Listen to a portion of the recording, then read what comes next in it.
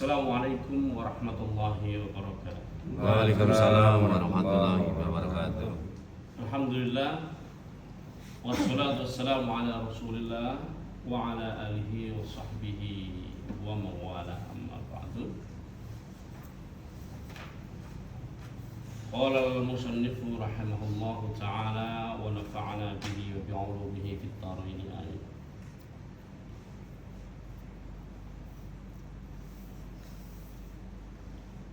Allahumma la ilma lana illa ma 'allamtana innaka antal alimul hakim. Qala rabbi shrah li sadri wa yassir li amri wahlul 'uqdatam min lisani yafqahu qawli. Kaum muslimin yang dirahmati Allah, alhamdulillah pagi ini kita bisa kembali berada di sini melaksanakan sholat subuh. Kita akan melanjutkan kajian harian. Mohon maaf kemarin saya agak kurang enak badan.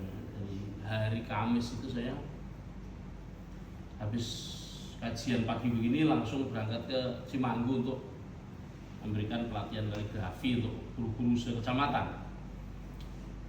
Ternyata sampai malam saya sampai rumah itu sampai malam langsung riang.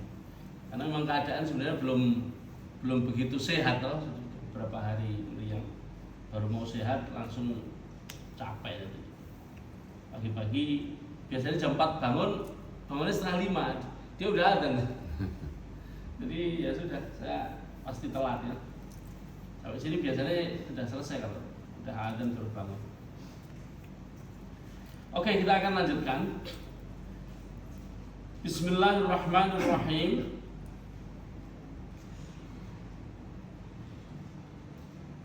Tsumma inna ulaikal muttaqin. Kemudian sesungguhnya mereka itulah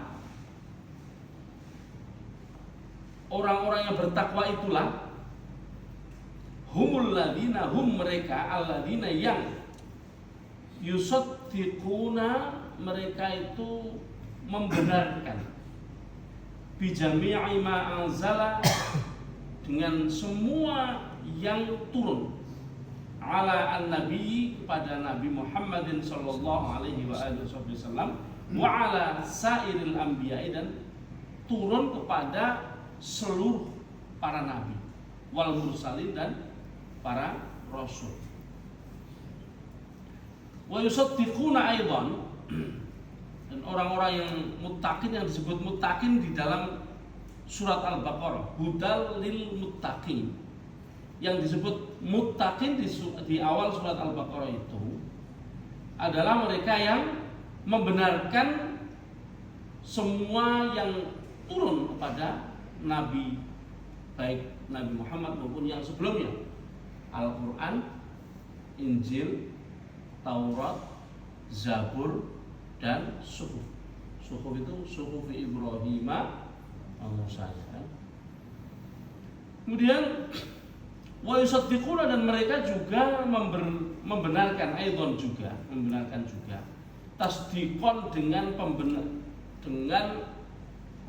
tasdiqon bukan pembenaran, tasdiqon membenarkan dengan sebenar-benarnya, jaziman dengan kebenaran yang kokoh, la syakka yang tidak ada keraguan fihi di dalamnya, bil akhirah, kepada hari akhirat. Wa matadhammanahu wa matadhammahu, dan apa, dan semua yang dikandung oleh hari akhirat itu. Hari akhirat mengandung apa saja? Mim ba'fil ajsadi, di antaranya adalah ba'fil ajsadi, setelah mati nanti ada namanya hari kebangkitan. Kalau sekarang adanya hari kebangkitan nasional. Tapi nanti kalau sudah meninggal, kalau semuanya sudah kiamat, sudah kubur, ada namanya ba'tsul ajsadi, bangkitnya jasad-jasad. Sekarang kan pada jadi tanah semua, tinggal tulang ekor saja. Tahu kan? Di dalam kubur, setiap kubur itu ada namanya tulang ekor yang nggak akan bisa hancur. nggak akan bisa hancur itu tulang ekor itu. Mau dihancurin dengan cara apapun nggak akan bisa.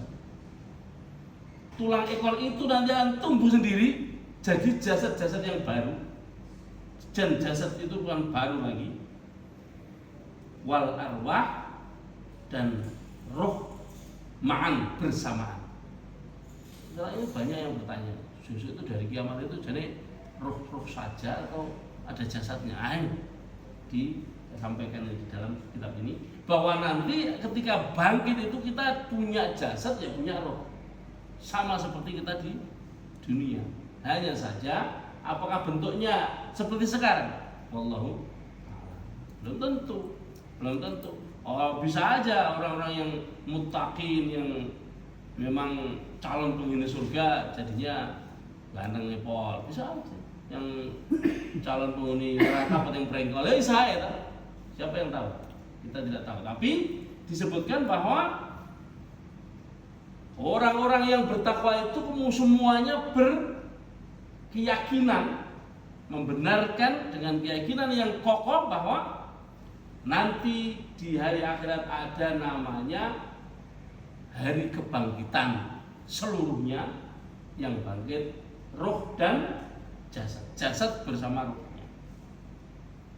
Nah, pertanyaannya adalah, nah ini minal kubur, dari kubur. Pertanyaannya adalah, lah selama di kubur itu rohnya kemana? Kan itu. Apa gentayangan? Jadi pocong itu kan bukan, mereka tidak akan ada roh yang gentayangan.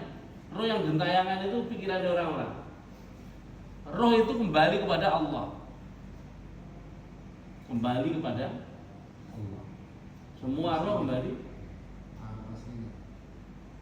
kepada alam. Ya, kembali kepada Allah. Ya Tuhan nafsul mutmainnah irja'i ila rabbiki radiyatan mardiyatan. Wahai ya Tuhan nafsul mutmainnah, wahai jiwa-jiwa yang tenang. Jiwa yang tenang ya orang-orang yang bertakwa, orang yang wis tobat. Biyen akeh maksiat tapi saya wis tobat. Iku jiwanya tenang. Nek ora tobat ora tenang. Desa orang mati lebih bingung. Serius, orang yang kalau mau mati itu bingung. Mbok piye dia enggak tahu. Dia enggak tahu bahwa mau mati tapi bingung. Karena duwe bekal. Tapi kalau sudah tobat, sudah tenang. Ya Tuhan nafsul mutmainnah, wahai jiwa-jiwa yang tenang. Irja'i, pulanglah ila rabbiki, kepada Tuhanmu. Pulangnya kepada siapa? Tuhan. Pulang kepada Tuhan. Radiyatan mardiyah, dengan penuh kerelaan. Mardiyah juga direlakan. Allah rela, Allah ridho, jiwanya ridho. Nek ora tenang, nek jiwanya enggak tenang, ya ora ono sing ridho. Dia juga enggak berani ketemu Allah. Allah juga nggak mau ketemu dia. Nah, terus gimana? Ya kasihan aja. Tetap aja kembali ke sana, tapi dalam keadaan takut luar biasa. Maka jangan sampai kita berpulang kepada Allah, berpulang kepada Allah ya. Pulang kepada Allah. Itu sudah benar kalimat telah berpulang kepada Allah, itu sudah benar. Wahisabin, dan juga beriman kepada apa yang dikandung oleh hari kiamat berupa hisab.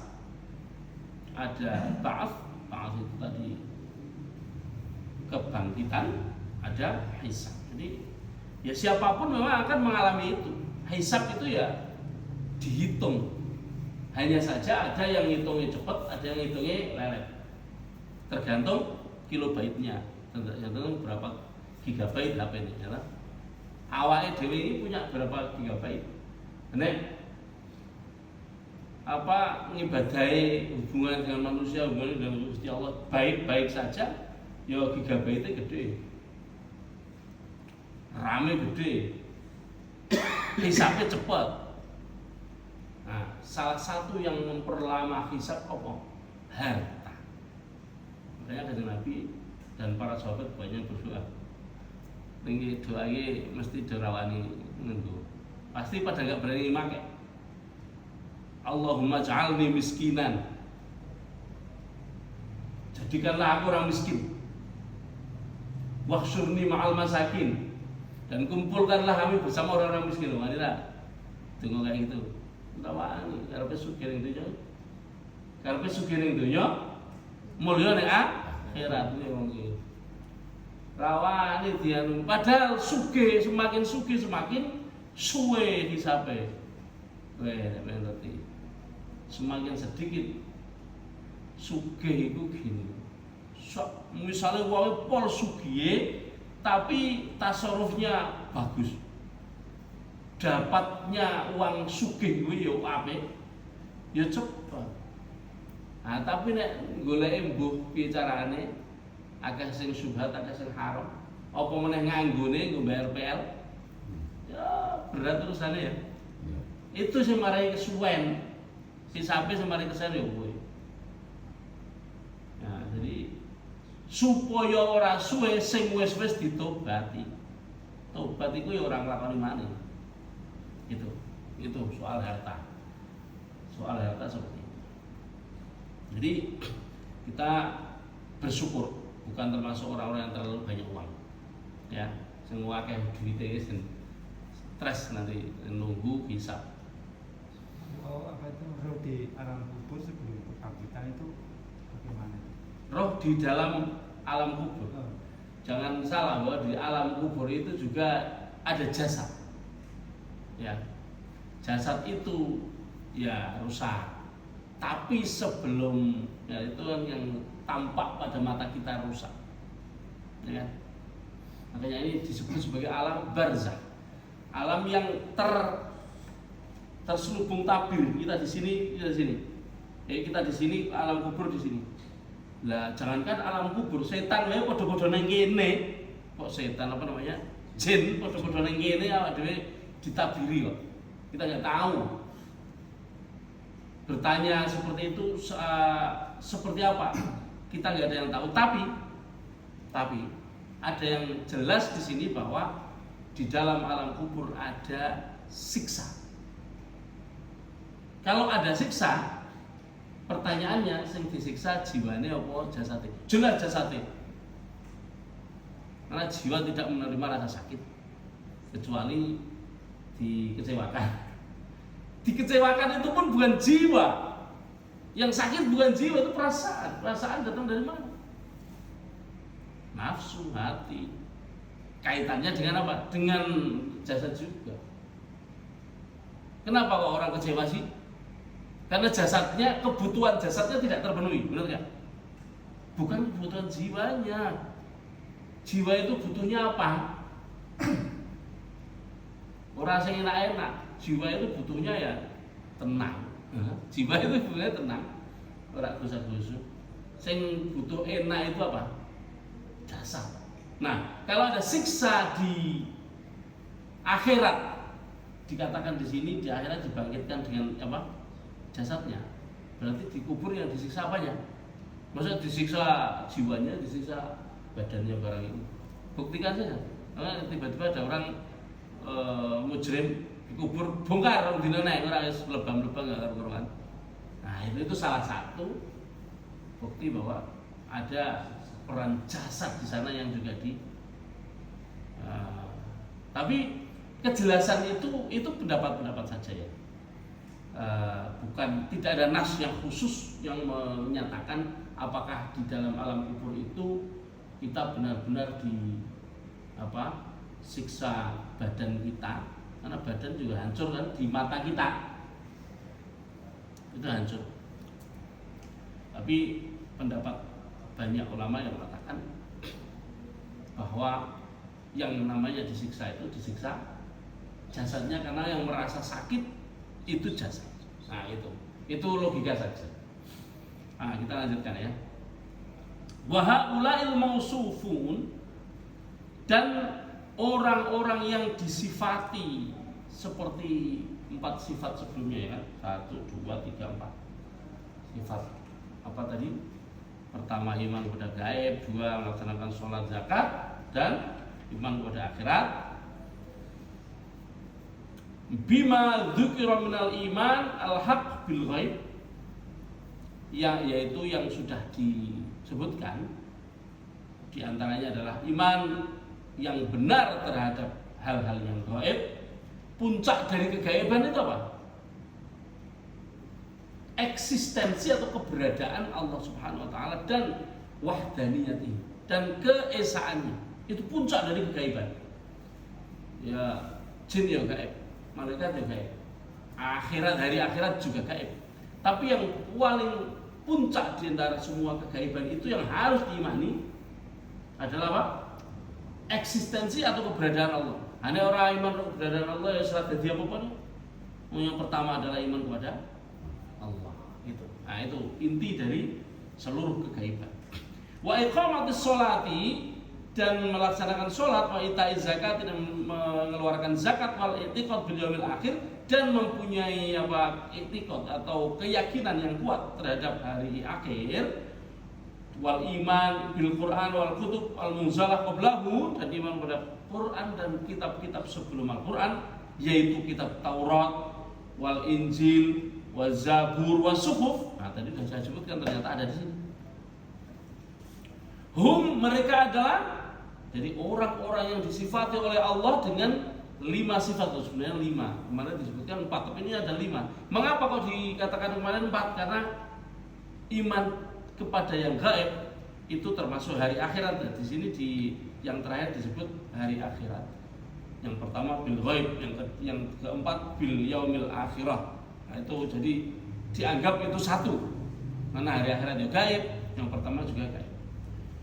Mereka yang disifati dengan 4 sifat yang disebut barusan tadi, hum adalah ala nurin, mereka itulah orang-orang yang mendapatkan cahaya, wahidayatin, dan mendapatkan hidayah, min rabbihim, dari Tuhan mereka, dari Allah Subhanahu wa taala, wa ala mangzilatin, dan mereka itulah orang-orang yang berada di posisi manzilah. Manzilah itu posisi atau peringkat, ya. Aliyatin, yang tinggi, indallahi, di sisi Allah. Jadi kalau mau dapat peringkat yang tinggi di hadapan Allah, modalnya berapa? 5. Modalnya 5. Iman kepada gaib, melaksanakan sholat, mengeluarkan zakat, iman kepada hari akhirat, dan iman kepada kitab-kitab semuanya. Kitab kepada Nabi, Al-Quran. Ya, karena kalau iman kepada Al-Quran otomatis ngapain? Menggunakan Al-Quran sebagai jalan hidup, sebagai jalan di mana seseorang itu mengarungi kehidupan. Karena isinya kemarin sudah dikatakan adalah yang paling utama dari Al-Quran, isinya apa? Syariah. Syariat itu adalah hukum atau peraturan perundang-undangan.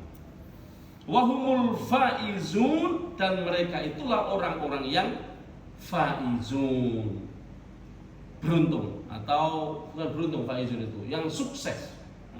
Mereka itulah yang sukses bidarajatil aliyah, untuk mendapatkan derajat yang tinggi fi jannatil khulud, di surga yang kekal. Nah, jadi sampai di situ. Setelah ini fiqhul hayati sebentar, lalu masuk ke pembahasan kedua, sifatul kafirin, sifat-sifat orang kafir.